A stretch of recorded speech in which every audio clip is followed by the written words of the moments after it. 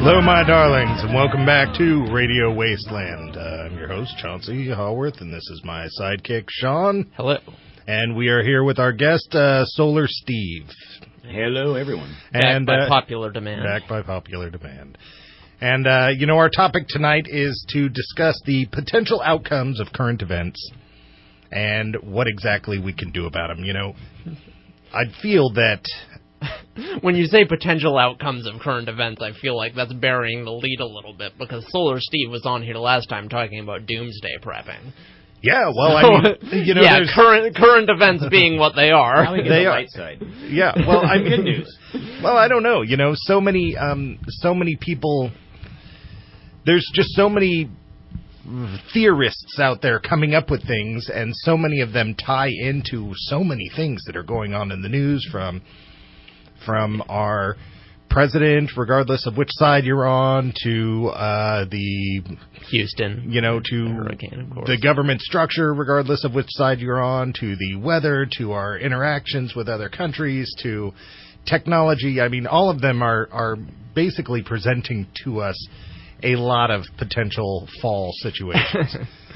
That's true. It's basically one big science fiction movie in the making. Yeah. So, I don't know. We should probably just start out and throw out there what some of these are. Maybe we just pick one and go for it to kind of talk about it. And I'm sure in the end they all pull together into one big potential catastrophe. Because, a lot of the time when big issues happen, they are the result of many small things put together, that add up to just one. Well, nobody says, oh, that's the anvil that broke the camel's back, Yeah. It's the straw that broke the camel's back. It's only the historians that do that. Right, yes. Yeah. Though you can break a camel's back with an anvil. It's not much fun. I've tried. Right. Yeah. Great. Anyway, yeah, I think the big one that's on all of our minds, North Korea. North Korea is easily the big one, and I'm a little back and forth on North Korea. When it comes to North Korea, I flip-flop between thinking that they're a threat and they're not really a threat. Yeah, well, to me it comes down to, if all the actors involved are rational, we'll never go to war, right? Because that's not in anyone's...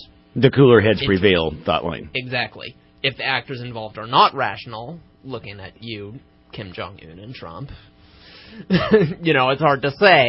Yeah, well, we might. They both, Trump definitely came in with this attitude of... Right. We're not going to take it anymore. I think Trump is more likely to be rational than Kim Jong-un. Oh, I think so too.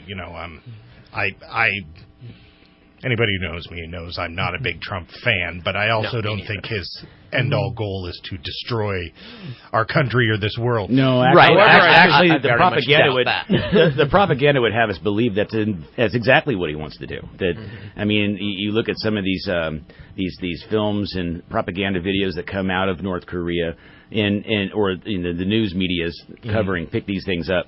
And they're constantly saying that they're going to rain nuclear fire on the imperialist, United States, Right. And I mean, they're constantly coming at us with this rhetoric. So then you add on top of that the idea that, okay, it's not enough necessarily to have nuclear weapons, okay?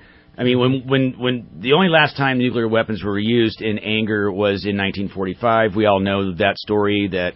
Hiroshima and Nagasaki were vaporized. Did that require an ICBM? No. Did it require reentry capabilities that a warhead would need to be, slung up into space and coast over and fall back down? No, it didn't. So the idea that you have to have these technologies and micronization of the warhead isn't also not necessary. Why don't you just put one of these crude atomic weapons on a container ship and blow up the port of Long Beach? I mean, there's just a variety of situations that you could do. And not to mention, North Korea has gotten a lot of modern diesel-electric submarine technology from China, who got it from the Clintons in the 90s. Oops, did I say that? And I mean, these things are even quieter than our nuclear submarines. Yeah, well, regardless of what side of the aisle you're sitting on with our government has armed a large part. There's not a lot doubt. of Shady countries. parts. There of is the not a world. doubt. Now, Yeah. now you can get as No mad denying. at me as No, you both want, sides have done folks. it. Both sides did it. But the United States is one of the largest arms distributors in the world. That's right. And there is no mistake about that. So, Yeah. certainly China and Russia are doing the same thing. And, to say that, hey, honestly, folks, don't you think North Korea probably already has nuclear weapons? Don't you think that Iran already has nuclear weapons? I say they do. They're not going to tell you that. Well, we know North Korea does, right? I mean, Well, they've been detonate doing nuclear testing. Yeah. And we just had one. In fact, hydrogen bomb now. Okay, thermonuclear weapons are certainly nastier than your atomic variety, but you're still talking about nuclear weapons. You can still have to get it over here. I guess the question is, at what point does something become a weapon? We know they have nuclear capabilities. They can. Well, we know they're making. They can explode they're a not particle making power accelerator. plants. But has it been weaponized yet? Well, and here's another thing to consider. Arguably, it's a weapon already. You just If put it in you the right have spot. if you have a launch platform that is capable of the mass of the object, okay, so does it have to be ready for re-entry? No, because if you're going to detonate the thing at 300 miles AGL, it doesn't have to re-enter the atmosphere, does it? And that's your optimal EMP. And thermonuclear weapons produce a very notable EMP wave. Yeah, EMP, frankly, is, this is, we're coming up on break, but I'll start this anyway. One nuclear weapon, how much of an EMP does one nuclear weapon Yes. in the upper atmosphere take out a quarter of the country? Detonated at 300 miles over, say, Omaha, Nebraska, it will reach the coast to coast. Well, Yes. It's that. Yes. why don't we hear about this? Why isn't that the thing in the news? Not they might nuke. Well, it is. It is out there. I mean, the information has always been out there. Do they distract you from these things? Absolutely. Is there something else going on that, watch the shiny object over here type thing? Absolutely. Okay. They don't want you to think about this stuff until they want you to think about this. And then when they want you to think about it, there's a reason for it. Well, Right. clearly they want us thinking about nuclear blasts, but not EMP for some reason. Right. So that's weird. Well, we're coming up on break here, but my guess to your question, Sean, is because they don't want everybody to start wanting to spend the money on it when they're not ready. Yeah. All right, you're listening to Radio Wasteland. We're talking about current events, the possible outcomes, and what, if anything, you can do about it. Come on back. Gonna put my faith on a nuclear bomb. All right, welcome back to Radio Wasteland. And that's pretty fitting to our discussion. Let's finish up with North Korea. Like I was saying, I'm a little back and forth, like, if they're a threat, because I really feel like even if they get a nuclear weapon that they can deliver and all that, I feel like odds are in our favor of stopping it. I think the real issue lies in the World War potential. Yeah, well, that's always the risk. You especially if nuclear weapons are used at any point in the process, the risk of it going downhill is exponentially increased. You have to figure that at the onset of hostilities, let's say they do start launching missiles, and let's say they really would have blown up Guam. Let's say that really happened. Or let's say they shot some missiles out there.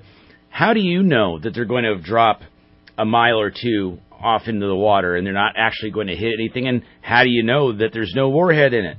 Right? Right. Yeah. You kind of have to react as if this is the real deal, right? Oh, yeah, so totally. If somebody, throws a punch, you gotta block it. You gotta block it. So, just that act alone, okay, fine. You intercept the missiles, threat's been neutralized. Do you counterattack or not? Well, I would think that if, in that kind of a scenario, the counterattack is probably likely of some kind. Whether it's a surgical strike on their launch facilities, on their offensive intercontinental capabilities, their sub-pens, things like that, whatever they would have that can project power is what you would want to go off of, and certainly any of their command and control assets. But of course, then, as the counterattack begins, 10,000 artillery pieces on the DMZ begin to shell Seoul. Right. Yeah, okay. That's the big. And now you're talking about hundreds of thousands of casualties, and there is no arguing about that. Right. There is, in fact, when I was in the National Guard back in the 90s, our division was supposed to ultimately support forces in Korea should the North and South go at it again, right? And it was understood back then, and nothing has changed, but there is nothing to stop the North from steamrolling through Seoul within probably 24 to 36 hours. Yeah, I totally agree. So with our potential outcomes, you said, surgical strike. And so this is one of the questions that has always come to my mind about this. And I realize that we can't get a straight answer out of anybody. I don't care how educated a pundit one is. Would the North Koreans be happy if we killed him? If we are to believe the level of mind control and ideological indoctrination that we think they have, perhaps yes.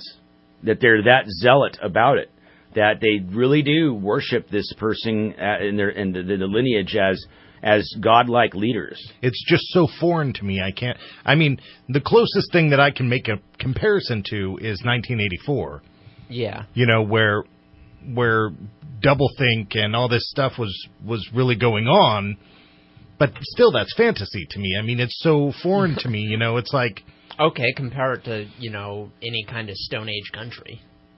But they're not Stone Age. They aren't.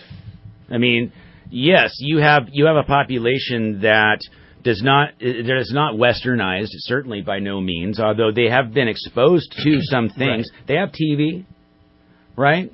They get movies.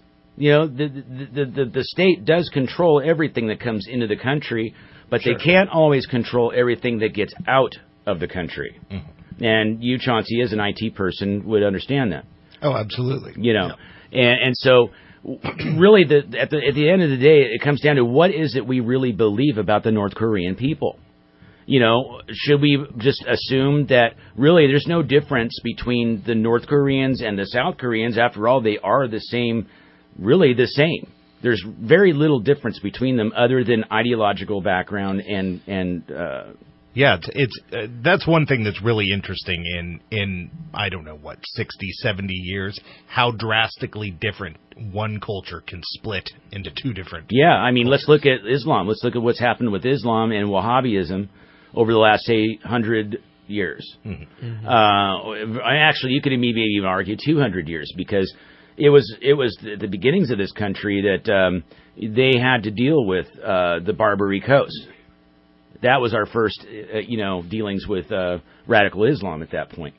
But you have a vast sum of Islamics that are more moderate that would tell you that.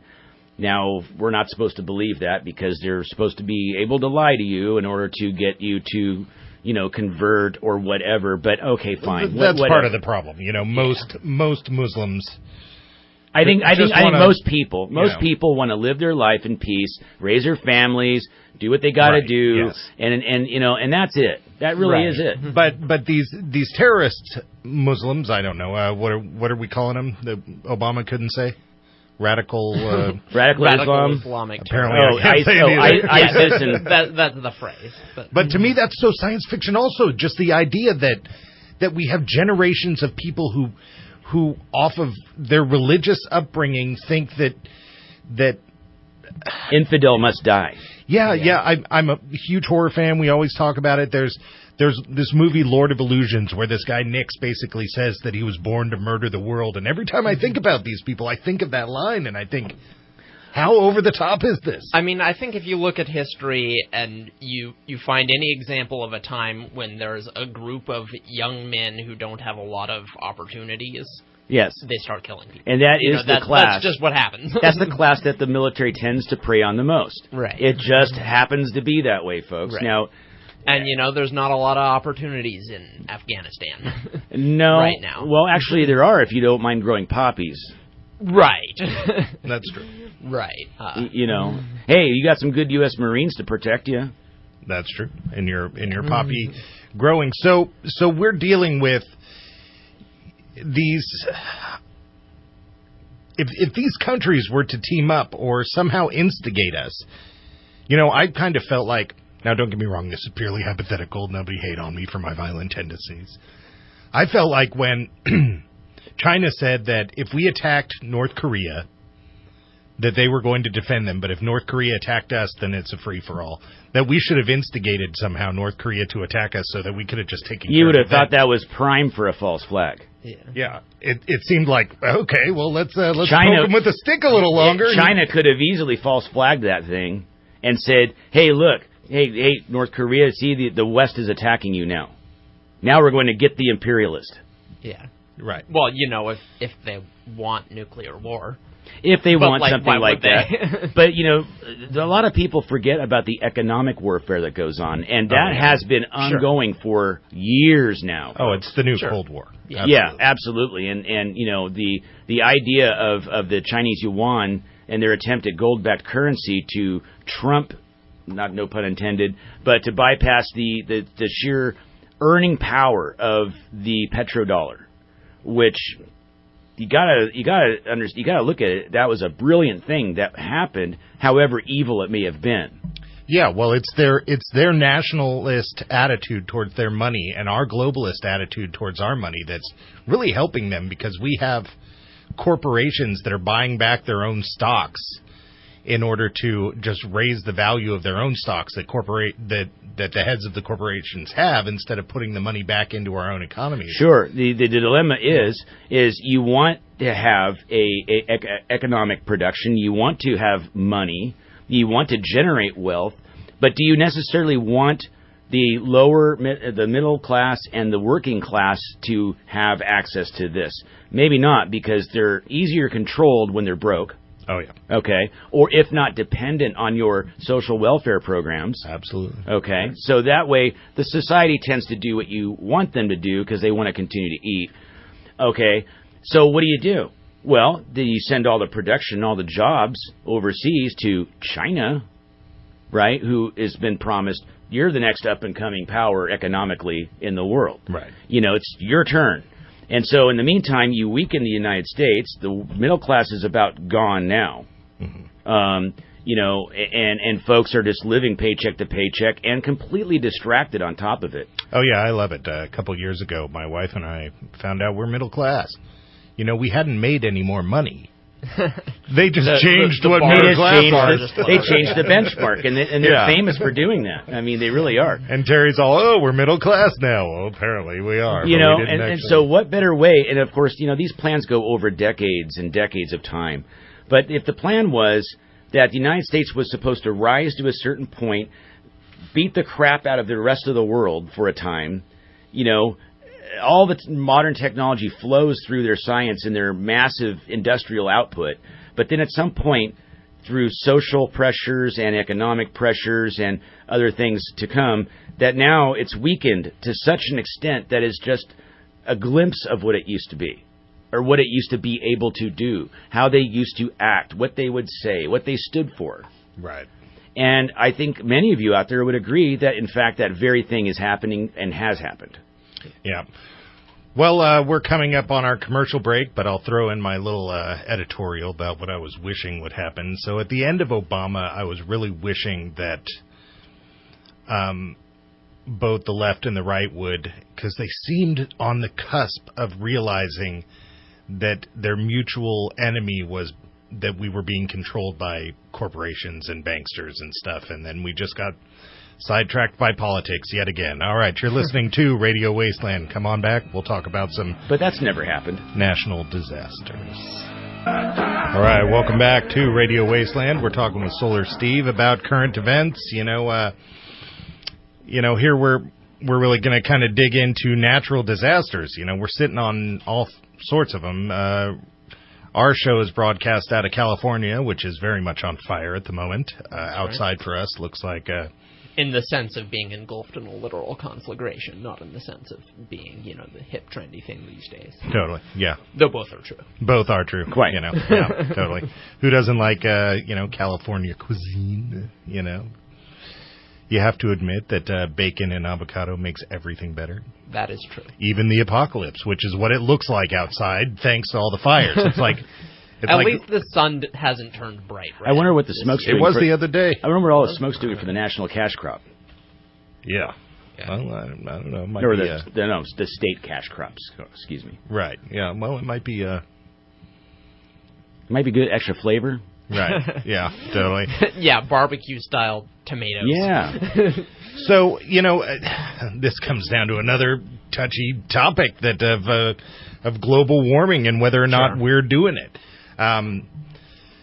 My personal opinion is we're undoubtedly adding to it. I don't know if it's a natural cycle, but we know that when we put carbons into the environment, we can weigh the carbons that we pull out of the environment, and we can tell how they were caused, if they were naturally caused by a volcano or by a cow's butt, or if they were caused by fossil fuels burning.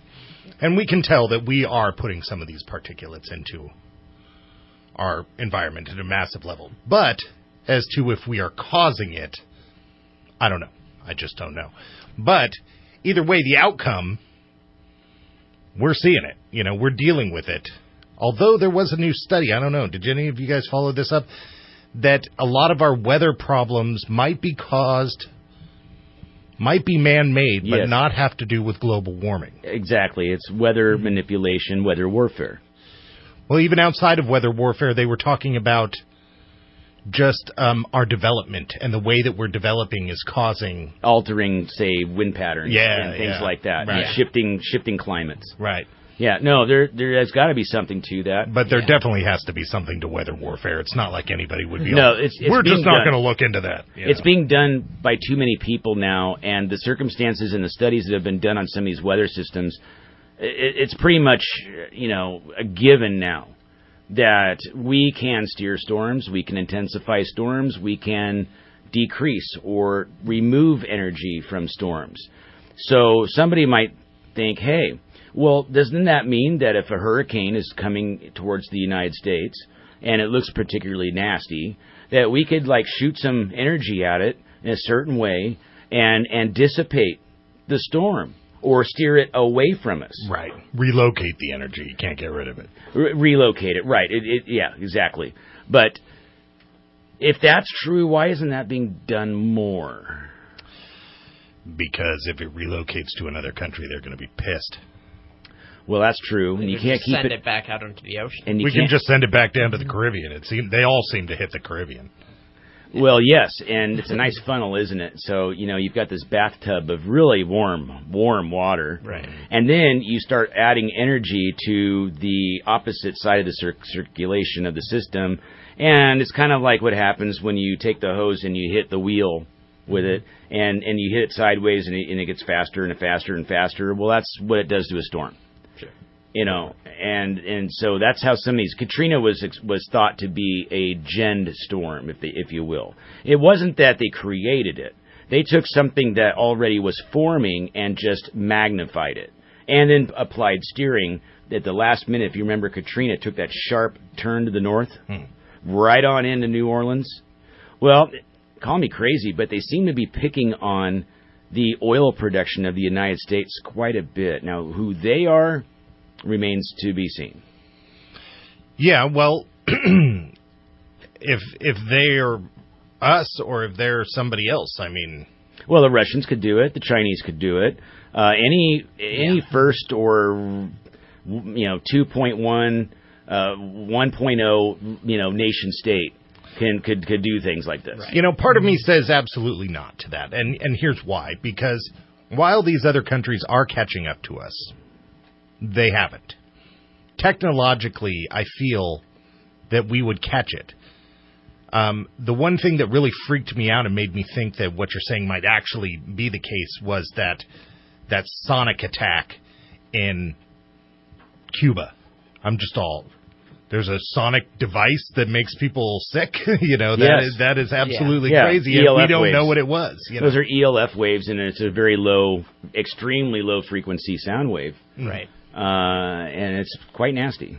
Yeah, that's absolutely. I guess we're getting off topic here. So, natural disasters are happening at an increasing level, and we have some truly apocalyptic opportunities for natural disasters here in the United States. One of the big ones that's in the news is Yellowstone. Mm-hmm. Yellowstone is basically one giant caldera of a supervolcano. I know those sound, to our listeners, those words probably sound kind of silly, but it's true. It's 100% true. Yellowstone is a giant, massive volcano. Super caldera. Right. Sure. And the elevation of Yellowstone has actually been going up slightly because of the pressure being built under Yellowstone. Yellowstone has erupted before, and it was one of North America's one of the most violent acts naturally. Yeah, what's the term in mass extinctions? Mass extinction. Extinction level event. Yeah, mass extinction events. We've had a lot of them, and several of them throughout the history of life on Earth have actually been supervolcanoes. Sure. So this has actually gotten to the point where NASA in the news basically said that they have proposed a plan to actually drill into Yellowstone and harness the energy coming out of it while decreasing the likelihood of the eruption. It's like bleeding off energy, right? Yeah. Right. Now, see, And this was actually in the real news. I've heard varying things about this. I feel like the most recent thing I've heard about Yellowstone is it could go off tomorrow or it could go off in 300,000 years. Well, that's about the extent that we have of most volcanoes. Right. Well, I mean, to me, that feels like, okay, not too much to worry about there, then.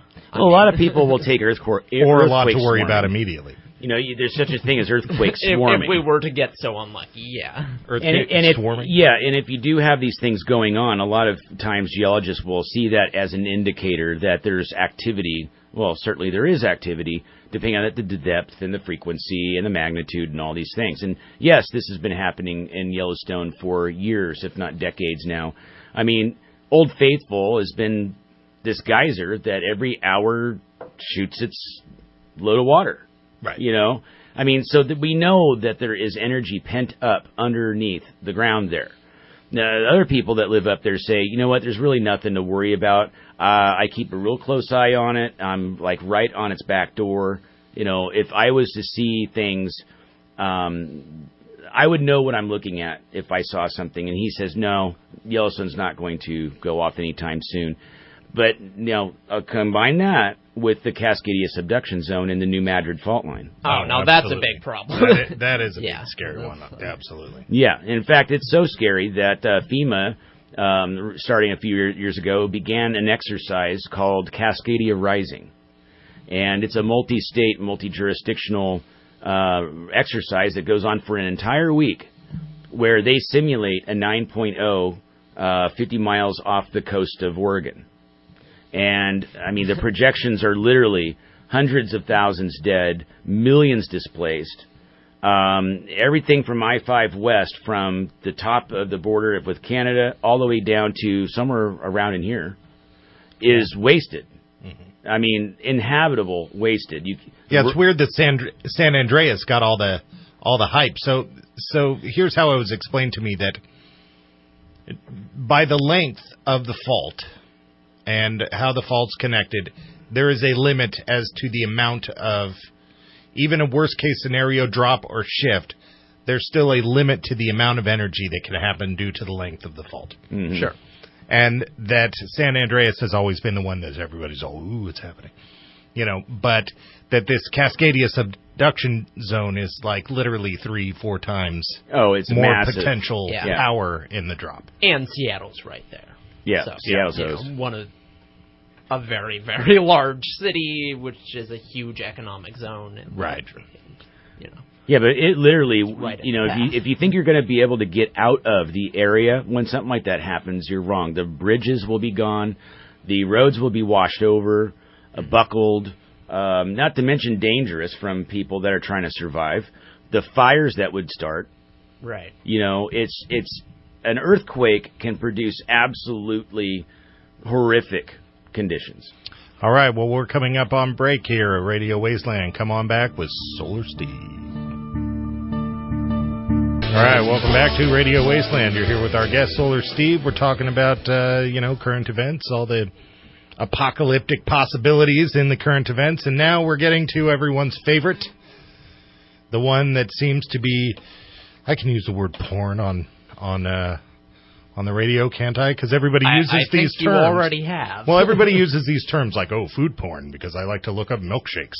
Sure. This is everybody's fear porn, is that they are watching the news and they are watching the dichotomy between the right and the left and the potential unrest that is coming from that. I mean, look at Charlottesville. I mean, that was massive. If not open civil war. Yeah. And so when do we come up to a point where people are just straight up fighting in the streets? I feel like, I don't know, there is a huge moderate faction in this country that doesn't vote, and people forget about them.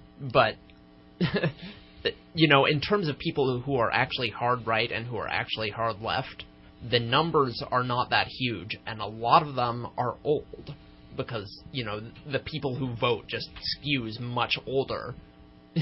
To get a civil war, to get like an insurrection, you need two. Unfortunately, a lot of them people. are young too. It seems. It seems that way, but those are just more vocal and active. They're really, there are not as many on the left, sure, but on the right, there are not as many young people. I feel like certainly not enough to result in a civil war. And I agree with you that that the majority of people in this country do not land on one side or the other, right? Therefore their voices aren't really heard. History shows people revolt when they're starving or when their very way of life is threatened to a massive extent. So let me ask you this: how close are we to people being starved and their way of life? Closer than you think. Right. Okay. So this is. I would tend to. I don't know. I want to hear what you get. Well, this is the deal. Like, we are at a point. If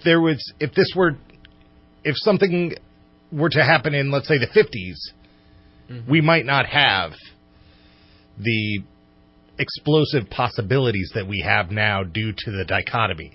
So we have blame just going back and forth.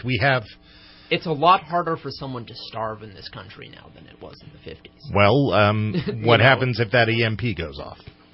Well, that's completely different. I feel. What if there's an economic collapse? Right. There would have. That's fair. If there was an instigator like that, yeah. I don't think, though, something would come up in the news. What if Antifa decides to intercept all over-the-road trucking between certain zones?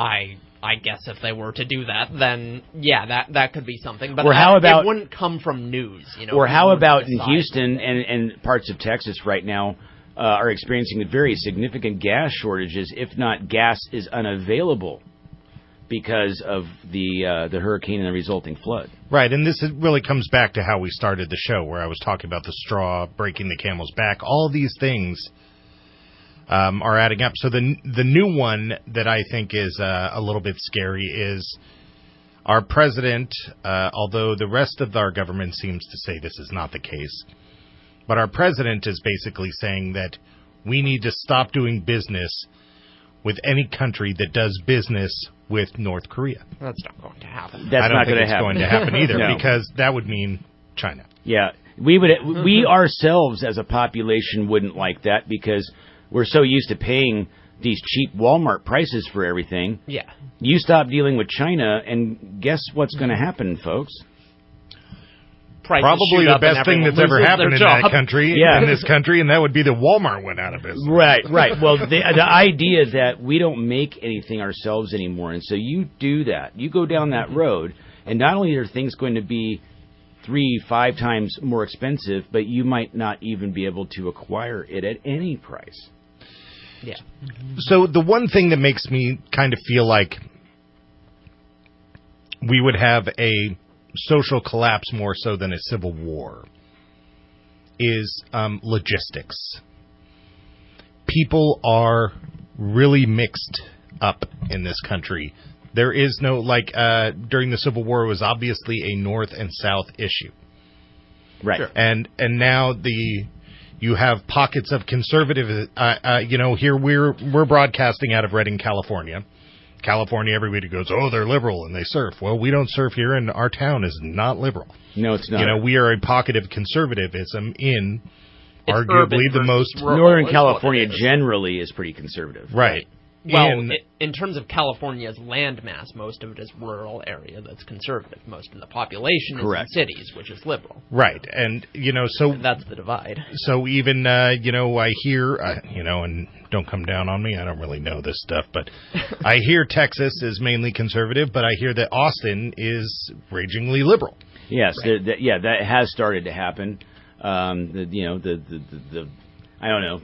Texas being the leading bastion of conservatism started to slip a little bit. Mm-hmm. But, it doesn't take long before some of these divisions begin to really spiral out of control.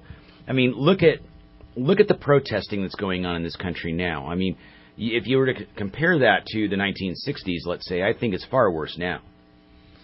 Well, I don't think it was necessarily bad then. I have a civil friend. rights movement. Yeah, there was a lot of riots. Well, there was a lot of violence going on. I think the Kent State issue, war in the streets, the anti-war demonstrations, all that kind of stuff. So my buddy John moved back from China. He lived there for 4 years teaching English, and he and I are big music fans, and so this discussion kind of comes from a music standpoint, but we can apply it to a social one because he said something that was really interesting. He and I, we like rock and roll and punk rock bands, and I'm just all, so what was the punk scene like in China? He's all, oh, no, there was no punk scene in China because they never had the cultural revolution that we had. Right, that was just required to get there. They have all the technological advancements that we had, but they never had the cultural revolution that we had. Mm-hmm. Yeah. Well, they had a cultural revolution, but it was run by Mao, and a whole bunch of people died, and it mostly involved just because they called posters. It that. Yeah, no punk music. Right, and so I don't know. The dichotomy of this country is really kind of what terrifies me, and I hope that people are just getting sick of it. I think it's worse than people think. I think news has become entertainment for people now, and it's people don't take it as seriously as you would think looking at message boards. Bottom line, folks, I think if you are concerned about some of these things, and many of you are, I think you should just take a moment and breathe and think about it. Really ask yourself if this is real, what you're seeing. Do you know people that are, say, in Charlottesville that can verify things? If you believe that things are getting to a breaking point, I personally believe that they are getting close to that. They could be. You should start to take some steps to ensure that you can deal with a level of crisis. It goes back to the prepping thing.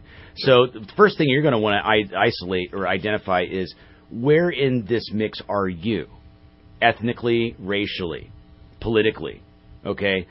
It's not necessarily race that's going to be the problem for you, and it's not necessarily your ethnicity, but maybe this time it's your political leanings, okay? Are you outspoken? Yeah, and are you an outspoken person, or do you tend to keep it to yourself like a gray man would? Okay? In fact, learning how to be gray is going to be one of the best ways that you're going to deal with some of this stuff, because you are going to have to deal with populations. You're going to have to deal with people. I would say learning how to be gray would also be the best way to get us out of this mess. Absolutely. And so no one is saying that you can't speak out about what you think is right. We have a First Amendment. Hopefully we don't need our Second Amendment to guarantee that First Amendment, okay? But there are those that are thinking along those lines, because if they're going to sling bottles and feces bombs and stuff, at us protesting, someone's bound to get hurt at some point. We will have to defend ourselves. At some point there will be that moment when somebody decides they have to defend themselves. And then, where it goes from there, who knows? Right. Because the left is arming themselves too. Right, exactly. It's no longer just the right is armed and the left is mouthy. Now the right is armed and mouthy and the left is armed and mouthy, and it gets a little weird at that point. And now also consider the notion that there's a factional divide between our very government. You're seeing it in the fight between the deep state and Trump right now. Okay, so, you've got your white hat factions and you've got your black hat factions that are fighting amongst each other. And a lot of these things that you see going on in the news, like, mysterious deaths, things like that, this is the shadow wet work that goes on out there. absolutely. And we are, a prime example is that we are totally being manipulated through these terminologies. Everybody says, if anybody says something is socialist, then all of a sudden everybody's just all, well, I don't believe in that, and blah, blah, blah, and I'm totally opposed, and blah, blah, blah, and so on and so forth. I see ya. And probably the largest socialist institution in our country is the military. So you can't, people have demonized certain terms in order to create that dichotomy so that people aren't really thinking about what they do. We don't need private military. We need a government-funded military. That should be the government. That shouldn't be in private hands.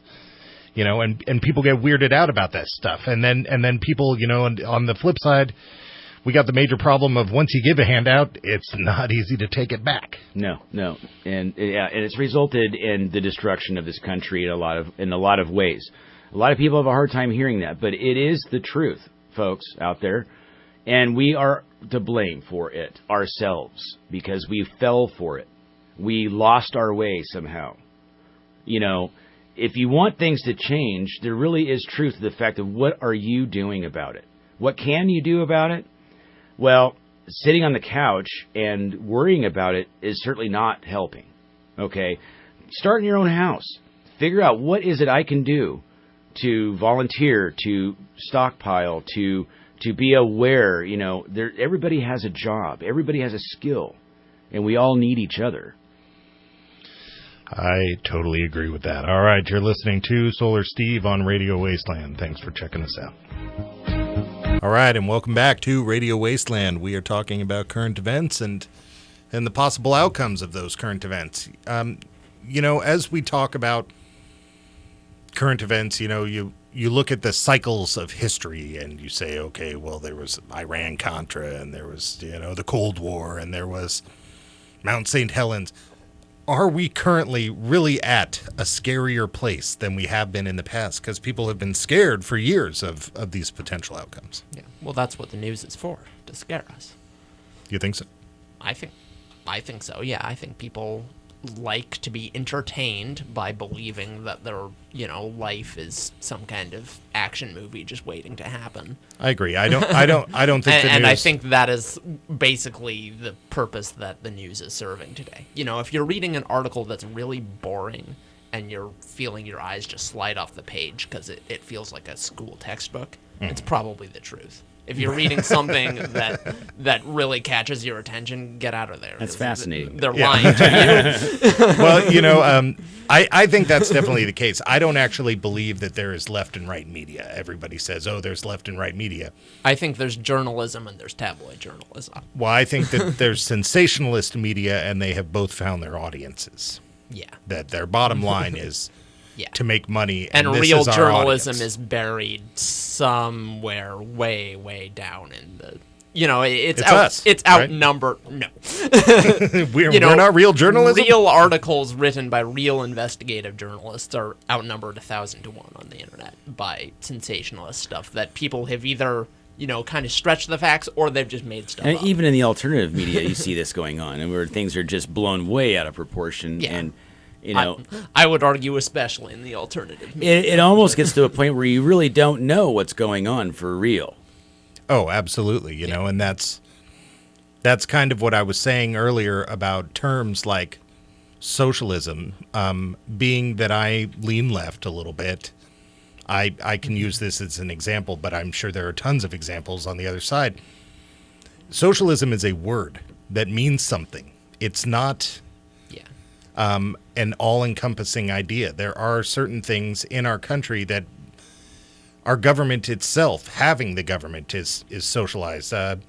Prisons should be socialized. There are certain things that need to be socialized, but we have been so twisted up and turned around that we don't even look at things that way. There are certain things that should be privatized and that the government should never touch.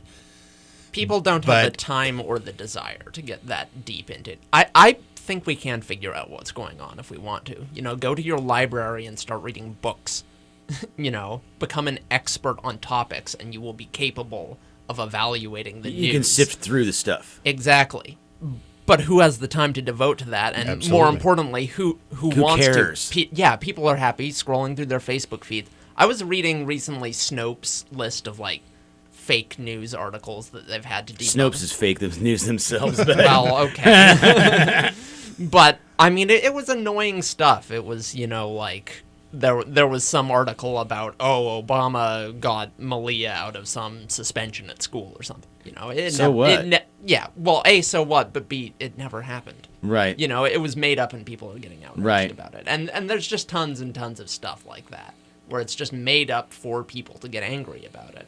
Yeah, And absolutely. And, a prime example would be during the election. There was the Pizzagate, and the guy actually went in there and shot the place up. Right. Yeah, none of that. It was all made up. And, It's crazy. And to be fair, there's a lot of stuff made up about Trump as well. Yeah. I'm not trying to pick a side on this one. It is just absolutely Well, that's what insane. I'm saying. The real stuff is so outnumbered, and usually, it's because we demanded it. And we demanded the sensationalist stuff, and that's what we're getting. It almost leads to the question, what is it they are trying to induce into the society? That you can literally shape a society based on these things, using these things as, for lack of a better term, mind control. Oh, well, they are. I think they really are. I think that if you're... I think I'm a prime example of this, not to put myself out there a little too much, but I work 60 hours a week to take care of my family. We don't have a lot in savings. I'm overweight. I'm all these things that Americans are that I think leads people to be unhappy, hopeless, shop more, not think about, just merely on the hours that I work.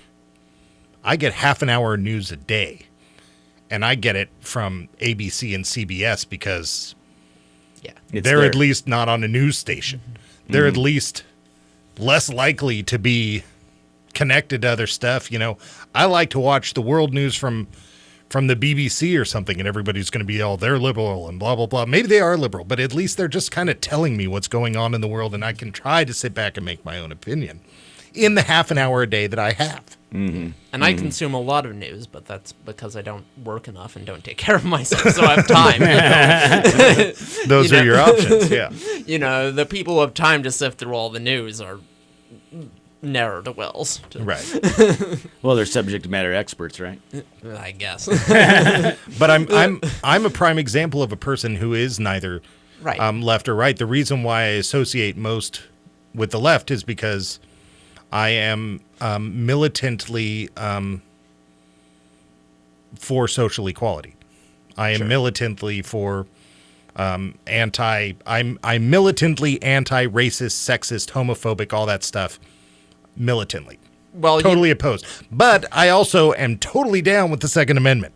Yeah, well, I think I'm totally down with everybody having guns. I'm a lot cool with of that. people bypass the economic issues because they're so hard done. There are so many single-issue abortion voters, for instance.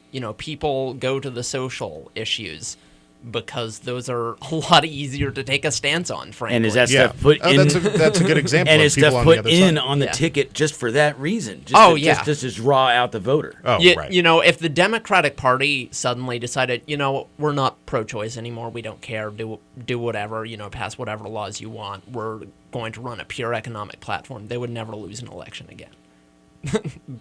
Because so many people are voting conservative because of that. And by the same token, if Republicans stopped making a big deal about, say, gay rights, they would pull a lot of voters over too. People glom onto the social stuff because, God, to understand the economic stuff, you practically need a degree in it. You need years of, or at least like the equivalent of research and study, right? You doctoral in fractional reserve lending and fiat currencies and everything. Right. Derivatives. Well, when I don't Trump, have that. When Trump was first up there, he did say something that I really, really identified with, and that was every American should be able to sit down and do their taxes in an afternoon. Mm-hmm. And when I heard that, I'm just all like, nice? The only reason why there's so many damn laws is because there's so many ways to cheat the system. Yeah. Right. You know, that's to so make true. exceptions for those that, you know, qualify. Yeah, I think a major Also issue. known as loopholes. Yeah, I think the major issue in our system is not necessarily any of these things that we talk about. I forget which one of the founding fathers said that the scariest part of our government to them was the judicial system, because we're based on outcomes as precedents. And so, you know, I consider myself a conservative liberal. I like a lot of the services our government gives out. I just think we need to reel it in, right? So here's our services. We go out 5 feet. Okay, 5 feet I can do. I can stretch that far. I can stretch that far. But then the legal comes in. The lawyers come in and they start sending little tendrils out 6 feet, 7 feet, creating precedences. So And next now thing we're you know, out you've at got 7 feet. and next thing you know, you got Cloward Piven. I don't know what that is. Well, there are a couple of university professors that came up with this idea that you can swamp a national economy with social welfare programs. Oh, I'm sure you can. It's known as the Cloward Piven strategy, Right. and we're seeing it happen right now. Right. And so here's a prime example of, you know, these lawyers. This is a capitalist idea that's weaseling its way out. And so I am totally capitalist, totally down with capitalism. But this is, once again, those semantic arguments where they get us wrapped up in, and people go, oh, it's capitalism. I totally back it 100%. But there are parts that we have to snip. You know,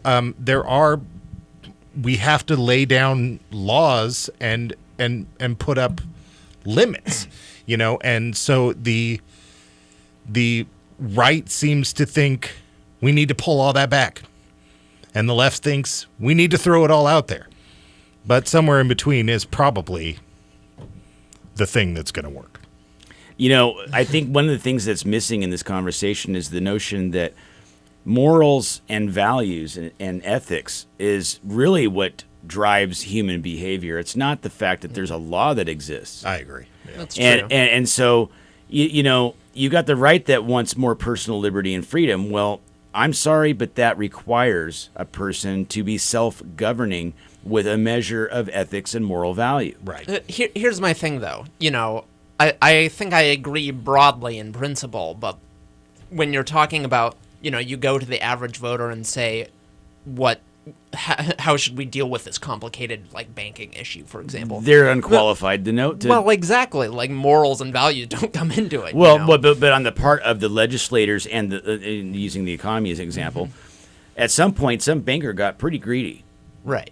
You know, Oh, yeah. and they concocted this scheme, as if you will. I mean, if any one of us did it, we'd be in jail already. Right. Right. Okay, but you know, and they concoct these ways of creating wealth that literally come out of thin air. They're in control of it, and then they're going to charge you interest on phantom money.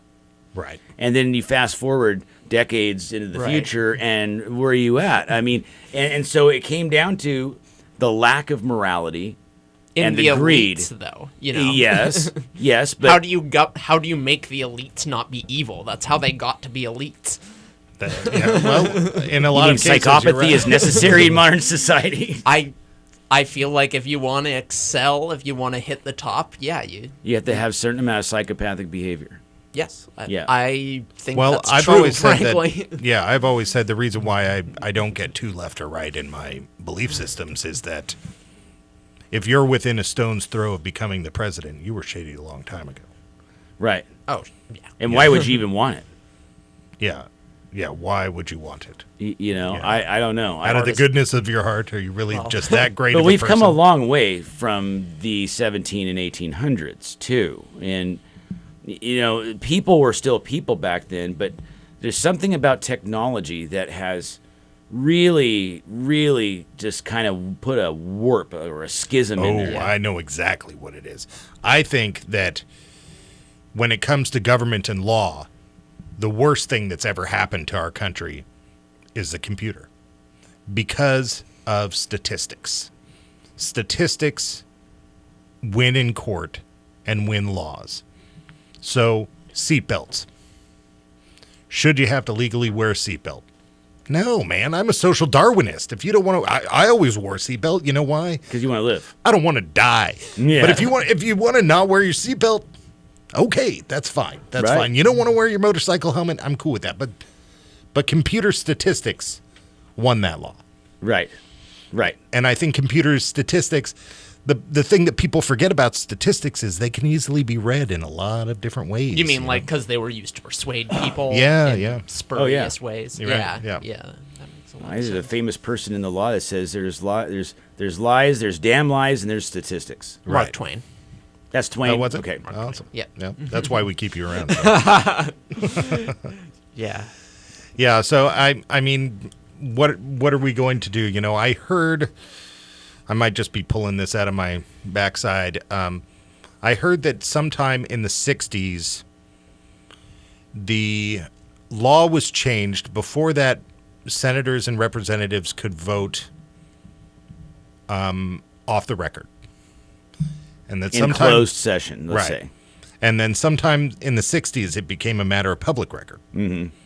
At which point, that's when the hardcore dichotomy of this country started happening, because these people couldn't sacrifice their careers by voting the wrong way, because now all their constituents would know, and then now we're just becoming all the more, before there would be a backroom deal where you would say, okay, well, I'm going to give a little bit in order to get a little bit, and things are going to move. And that's negotiating. Yeah. Right, yeah. Yeah. But now that negotiation has been taken away from them. Well, along the same lines, in the last 10 years, it's become a lot harder to put pork into bills, and people think that's had a similar effect. But Put what? Pork pork spending. Yeah. So basically, It's pay to play type thing. well, frankly, yeah, it's one party bribes someone from Exactly. another party, Yeah. but that is how a lot of the famous compromises in politics got done. Is people said, okay, I know in principle you are against everything this legislation is about, but what if we give your town a new bridge? And they're like, oh, thank you very much. Well, Just that changes everything Add a then. rider in the bill, thank you. Well, maybe you can put a name to my quote, and that is, a compromise is a situation in which both sides are unhappy. That is the truth. That is Yeah. the truth when it comes to compromising. Yeah. I mean, back when this country was more functional, we're talking machine politics. We're talking ugly sausage making. I don't think we should look at the past with rose-colored glasses. No, there was 'cause corruption then, as there is corruption now. I think we were a lot more corrupt, frankly, at the beginning of the 20th century, or at least in a different way.